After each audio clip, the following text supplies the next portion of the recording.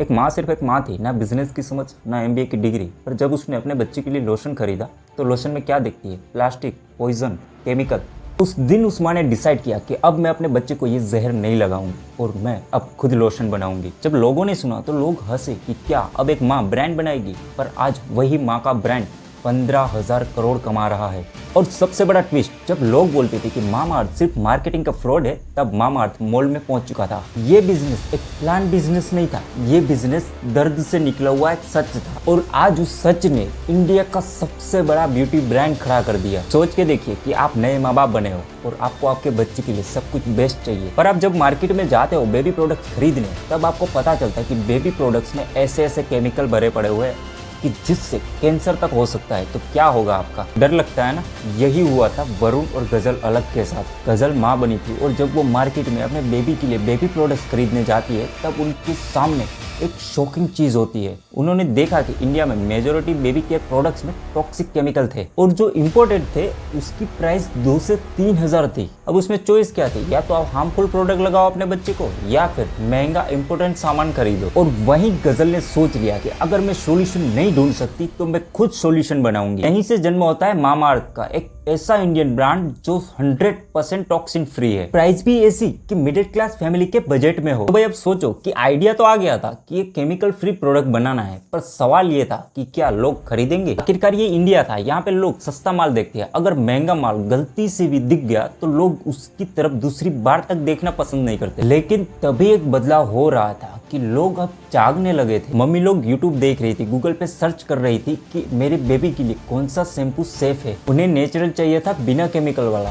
पर घर पे बनाने का टाइम नहीं था। मामाअर्थ ने सोचा कि चलो हम बनाते हैं ऐसा प्रोडक्ट जो सेफ भी हो और मम्मी पापा के बजट में भी आ जाए। उन्होंने टारगेट किया ऐसे लोगों को जो अपने बच्चे के लिए बेस्ट चाहते थे और जो मेड इन इंडिया ब्रांड पे भरोसा करते थे। फिर मामाअर्थ ने अपने प्रोडक्ट पे सर्टिफिकेशन भी लिया, जैसे कि मेड से, जिससे लोगों का भरोसा भी बढ़े। उसने अपने प्रोडक्ट के लेबल पे सब कुछ लिख दिया कि उसमें क्या क्या डाला गया है, जिससे लोगों को क्लियर पता चले। प्राइस भी ऐसी रखी कि ना ज्यादा सस्ती और ना ज्यादा महंगी, जिससे एक आम आदमी भी उसकी प्रोडक्ट को खरीद सके। तो समझ भाई कि प्रोडक्ट भी अच्छा था, प्राइस भी सही थी और लोगों का भरोसा भी था, इसलिए तो मामाअर्थ चल पड़ा। अब प्रोडक्ट रेडी था, तो अब सवाल ये था कि अब इस प्रोडक्ट को लोगों तक कैसे पहुंचाया जाए। अब टीवी एड चलाना बहुत महंगा था और मार्केट में जॉनसन्स बेबी जैसे ब्रांड पहले से अपना कब्जा जमाए हुए थे। मामाअर्थ ने देखा कि लोग टीवी से ज्यादा मोबाइल पे यूट्यूब देखना, फेसबुक देखना, गूगल देखना, इंस्टाग्राम स्क्रॉल करना, बस वहीं से चालू हुआ उनके असली मार्केटिंग का गेम। उन्होंने दादी नानी के नुस्खे को थोड़ा मॉडर्न बना के इंस्टाग्राम पे दिखाना शुरू किया। जैसे आपने हल्दी और चंदन के लेप के बारे में सुना ही होगा, और हम वही लाए हैं फेस वॉश के रूप में।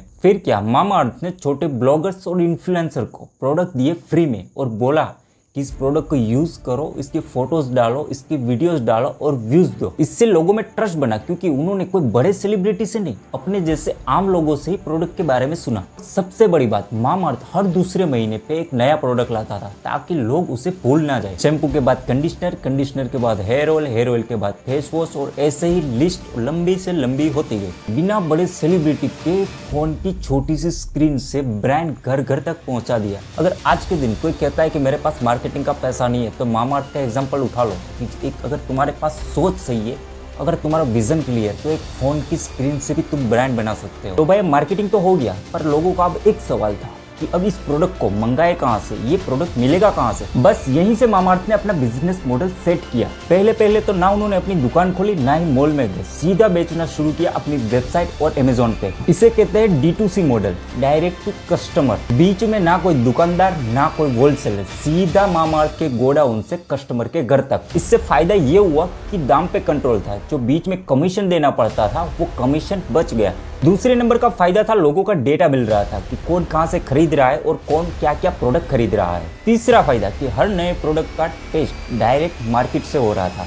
पर भाई इंडिया में आज भी हर कोई ऑनलाइन नहीं है। कोई आंटी आज भी लोकल मॉल में जाके क्रीम लेना पसंद करती है। कोई भैया है जो आज भी मेडिकल स्टोर से अपने लिए शैम्पू खरीदते हैं। तो जैसे ही ऑनलाइन का नेटवर्क स्ट्रॉन्ग हो गया, उसके बाद मामाअर्थ ने ऑफलाइन स्टोर डालने की भी शुरुआत कर दी। आज आप किसी भी मॉल में चले जाओ या लोकल केमिस्ट के पास चले जाओ, वहां पे मामाअर्थ की हर एक प्रोडक्ट आपको मिल जाएगी। जब लोगों का भरोसा बन गया, तब मॉल में घुस गए। इसी स्मार्ट बिजनेस मॉडल ने मामाअर्थ को बनाया इंडिया का फास्ट ग्रोइंग बिजनेस स्टार्टअप। तो भाई अब बिजनेस मॉडल भी सेट हो गया था, मोबाइल से कस्टमर पकड़े और मॉल में घुस गए। अब आता है असली खेल, पैसों का खेल। देख भाई, प्रोडक्ट बनाना आसान है और उसको बेचना भी हो जाता है, पर अगर ब्रांड को बड़ा बनाना है तो उसके लिए चाहिए पैसा, और वो भी करोड़ों में।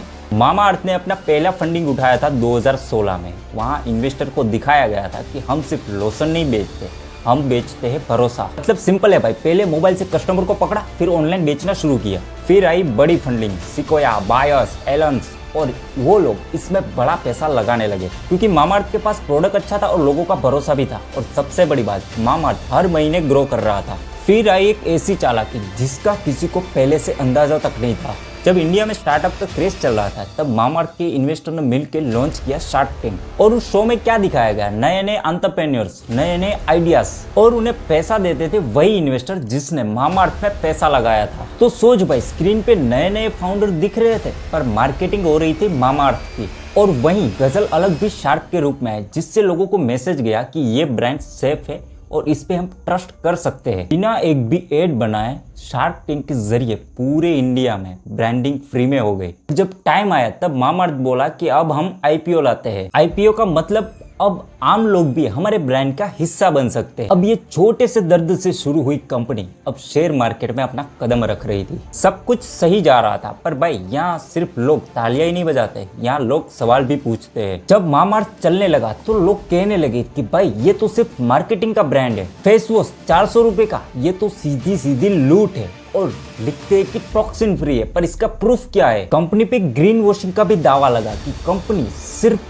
दावा करती है कि हमारे प्रोडक्ट नेचुरल है, पर असल में नेचुरल है नहीं। भाई जब ब्रांड छोटा होता है तब लोग उसे इग्नोर करते हैं, पर जैसे जैसे ब्रांड बड़ा बनता जाता है लोग उसके पीछे पड़ जाते हैं। अब मामाअर्थ के पास सिर्फ दो रास्ते थे, या तो तुम चुप बैठ जाओ या फिर तेजी से काम करके लोगों को काम से जवाब दो। उन्होंने दूसरा रास्ता चुना, प्रोडक्ट और भी ज्यादा ट्रांसपेरेंट बनाए, इंग्रेडिएंट्स लिस्ट और भी क्लियर कर दी कि इसमें क्या क्या डला हुआ है। हर नए प्रोडक्ट के पहले टेस्टिंग सर्टिफिकेट और फुल पब्लिक डिटेल शेयर की। मार्केटिंग की स्ट्रेटेजी चेंज नहीं की और भी तेज कर दी। हर महीने नए प्रोडक्ट लॉन्च, फेस वॉश के बाद फेस सीरम। मामाअर्थ ने एक साल में 10 से भी ज्यादा प्रोडक्ट लॉन्च कर दिए। लोग कंफ्यूज भी हुए पर क्यूरियोसिटी भी बढ़ी। लोग बोलने लगे कि अभी मामाअर्थ का नया प्रोडक्ट कौन सा आया है। लोग गूगल पे सर्च करने लगे। अब मुझे लगता है जो मामाअर्थ का सबसे स्मार्ट मूव था कि उन्होंने अब दूसरे ब्रांड को भी खरीदना शुरू कर दिया। द डेर्मा, एक्कोलॉजिका, बी ब्लंट, ताकि हर तरह के कस्टमर को कवर कर सके। मतलब भाई जब लोग कह रहे थे कि ब्रांड अब टूटेगा, तब उन्होंने ब्रांड एम्पायर बनाना शुरू कर दिया। तो भाई जब सब लोग मामाअर्थ पे इल्जाम लगा लगा के थक गए, तब मामाअर्थ ने सबका मुंह बंद कर दिया अपनी कमाई दिखा के। तो चलो अब आंखों देखी बात करते हैं कि 2020 से लेके 2021 में रेवेन्यू था पूरा 460 करोड़, जिसमें सिर्फ प्रॉफिट था 15 करोड़। 2021 से 2022 में रेवेन्यू था 950 करोड़, जिसमें प्रॉफिट था 19 करोड़। 2022 से लेके 2023 में रेवेन्यू था 1500 करोड़, जिसमें प्रॉफिट था 23 करोड़। मतलब भाई कंपनी हर साल ग्रोथ कर रही थी, साथ में प्रॉफिट भी बना रही थी। यही सबसे बड़ी बात है। ब्रांड सिर्फ नाम का नहीं, काम का भी था। तो आप सुनते हैं भाई कि फाउंडर ने कितना पैसा बनाया। तो आज भी गजल और वरुण के पास कंपनी की स्ट्रॉन्ग शेयर होल्डिंग है। आईपीओ के टाइम पे उनका नेटवर्थ 300 से 400 करोड़ तक पहुंच गया था।